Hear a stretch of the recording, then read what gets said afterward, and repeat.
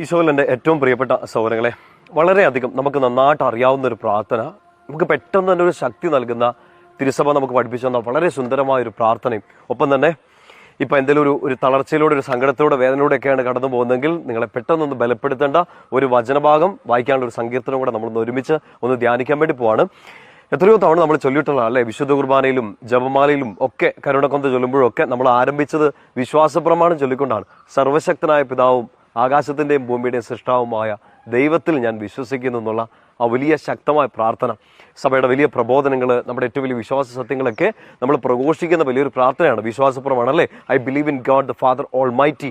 പ്രിയപ്പെട്ട സഹോദരങ്ങളെ, ഈ പ്രാർത്ഥന നമ്മൾ സ്ഥിരമായിട്ട് ചെല്ലുന്നതാണെങ്കിലും പ്രത്യേകിച്ച് എന്തെങ്കിലുമൊക്കെ വലിയ പ്രതിസന്ധിയിലായിരിക്കുന്ന സമയത്ത്, വലിയ ബുദ്ധിമുട്ടിലൂടെയൊക്കെ കടന്നു പോകുന്ന സമയത്ത്, നിങ്ങളുടെ ശക്തി മുഴുവൻ ചോർന്നു പോകുന്നു, നിങ്ങൾ തോറ്റുപോയി എന്ന് തോന്നു പോകുന്ന ഒരു സമയം വന്നാൽ ഏറ്റവും പെട്ടെന്ന് എടുത്ത് പ്രാർത്ഥിക്കേണ്ട പ്രാർത്ഥനകളിൽ ഒന്നാണിത്. വിശ്വാസപ്രമാണം എടുത്ത് ചൊല്ലി പ്രാർത്ഥിക്കണം. നിങ്ങളുടെ പ്രതിസന്ധി എത്ര വലുതാവട്ടെ, എത്ര നിങ്ങൾ തോറ്റു നിൽക്കാട്ടെ, എത്ര ശക്തി ക്ഷയിച്ച് ഇത് ഇപ്പം തീർന്നു എന്ന് പറഞ്ഞു നിൽക്കുന്ന ഒരവസ്ഥയാണെങ്കിലും വളരെ നിങ്ങളെ പെട്ടെന്ന് സ്ട്രോങ് ആക്കാൻ പറ്റുന്ന ഒരു പ്രാർത്ഥന എടുത്ത്, സർവശക്തനായ പിതാവും ആകാശത്തിൻ്റെയും ഭൂമിയുടെയും സൃഷ്ടാവുമായ ദൈവത്തിൽ ഞാൻ വിശ്വസിക്കുന്നു.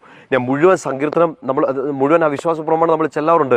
നിങ്ങൾക്ക് ഒട്ടും പ്രാർത്ഥിക്കാൻ പറ്റാത്തൊരു സമയമാണെങ്കിലും, ചില സമയത്ത് അങ്ങനെയൊക്കെ വരാമല്ലോ, വലിയ സങ്കടങ്ങൾ വരുമ്പോൾ നിങ്ങൾ പ്രതീക്ഷിക്കാത്ത ഒരു ഇടിയൊക്കെ കിട്ടുന്ന സമയത്ത് ചിലപ്പോൾ പ്രാർത്ഥിക്കാൻ പോലും പറ്റാത്തൊരവസ്ഥ ഉണ്ടാവും. പ്രിയപ്പെട്ട സഹോദരങ്ങളെ, അത്ര മോശപ്പെട്ട ഒരവസ്ഥ വന്നാലും, നിങ്ങൾക്കൊരു പ്രാർത്ഥന കംപ്ലീറ്റ് ആക്കാൻ പറ്റാത്തൊരു സ്ഥിതി വന്നാലും ഈ വിശ്വാസ പ്രമാണത്തിൻ്റെ ആദ്യത്തെ ഭാഗം ഒന്ന് ചൊല്ലിക്കണം. സർവശക്തനായ പിതാവും ആകാശത്തിൻ്റെയും ഭൂമിയുടെയും സൃഷ്ടാവുമായ ദൈവത്തിൽ ഞാൻ വിശ്വസിക്കുന്നു. ഞാൻ തോറ്റു നിൽക്കുകയാണ്, ഞാൻ സങ്കടപ്പെട്ട് നിൽക്കുകയാണ്, ഇനി എന്നെ ചെയ്യേണ്ടതെന്ന് അറിയത്തില്ല, എന്താ അടുത്ത സ്റ്റെപ്പ് എന്നൊന്നും അറിയത്തില്ല, ആരോട് എന്നെ ചോദിക്കണം, ഒരു പിടിയില്ല, മൊത്തം കൺഫ്യൂഷനാണ്. വിശ്വസിക്കുകയാണ് ആരിൽ? സർവശക്തനായ പിതാവിൽ, ദൈവത്തിൽ, എൻ്റെ കർത്താവിൽ, ആ സർവശക്തനായ ദൈവത്തിൽ ഞാൻ വിശ്വസിക്കുകയാണ്. നമ്മളെ പെട്ടെന്ന് ശക്തിപ്പെടുത്താൻ പോകുന്ന ഒരു പ്രാർത്ഥനയാണത്. ഒപ്പം തന്നെ ഇതിനോട് ചേർത്ത് നിങ്ങൾ ചിന്തിക്കേണ്ട ഒരു വചനമാണ്. നന്നായിട്ട് അറിയാവുന്ന സങ്കീർത്തനങ്ങളൊന്നല്ലേ 18ാമത്തെ സങ്കീർത്തനം. ഇന്ന് സമയമെടുത്ത ആ സങ്കീർത്തന ഭാഗം കൂടി ഒന്ന് വായിക്കണം കേട്ടോ.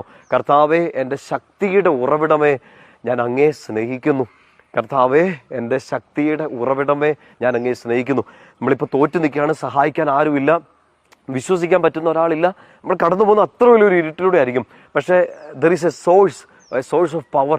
ഈ ശക്തിയുടെ ഒരു ഉറവിടമുണ്ട്. നീ തോറ്റ് നിൽക്കുകയാണെങ്കിലും, നിന്റെ എനർജിയുടെ ഏറ്റവും ലോ ലെവലിൽ നിൽക്കുന്ന സമയത്തും നിന്റെ ശക്തി വീണ്ടും കൂട്ടാൻ നിനക്കൊരു ഉറവിടമുണ്ട്.